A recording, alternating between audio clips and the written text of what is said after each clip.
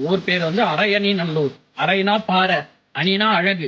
இந்த பாறை மேல சுவாமி அழகா எழுந்திருக்கும் அரையணி நல்லூர் இப்ப மறுபடியும் அழகண்ட நல்லூர் ஆயிடுச்சு. இது வந்து 7ஆம் நூற்றாண்டு கோயில். திருஞான சம்பந்தர் ஆலயத்திற்கு வரும்போது சமணர்கள் வந்து கோயில் நட அடிச்சு வச்சிருக்காங்க. மத்த எல்லாருக்கும் நந்தி வந்து சுவாமியை பார்த்தா மாதிரி இருக்கு. திருஞான சம்பந்தருக்கு சுவாமி வந்து காட்சி தரார். ரமண மகரிஷி மதுரையில இருந்து வரும்போது பக்கத்துல மாம்பழப்பட்டுன்ற ரயில்வே ஸ்டேஷன்ல வந்து இறங்கி அங்கிருந்து நடந்து வரார். குன்று மீது இந்த கோபுரத்தை பார்த்துட்டு இதுதான் திருவண்ணாமலை நினைச்சு முத இங்க வந்துடுறாரு. அவர் சன்னதி முன்னாடி ரமண மகரிஷியோட போட்டோ இருக்கு. அங்கதான் அவர் உட்கார்ந்து தியானம் பண்ணி முத ஆன்மீக அருள் பெற்று ரமணருக்கும் ஜோதி தரிசனமா சுவாமி இங்கதான் காட்சி தரார். ரமணருக்கும் திருஞான சம்பந்தருக்கும் ஒரு சேர ஜோதி தரிசனமா காட்சி கொடுத்ததுனால திருவண்ணாமலைக்கு நிகரான ஸ்தலம். திருஞான சம்பந்தரே பிரதிஷ்டை பண்ண அண்ணாமலையார் வந்து இங்க நடுவுல இருக்கார். சுவாமிக்கும் அம்பாள் சன்னதிக்கு நடுவுல இருக்கிற சன்னதி இங்க வந்து அண்ணாமலையார் சன்னதி. ஒவ்வொரு பௌர்ணமியும் சாயந்தரம் 6:30 மணிக்கு அண்ணாமலையாருக்கு அபிஷேகம் பண்ணி திருஞான சம்பந்தர் பாதம் இருக்கு இங்க கொடிமரத்துக்கு முன்னாடி. பாதம் வழியா பார்த்தா திருவண்ணாமலை தெரியும்.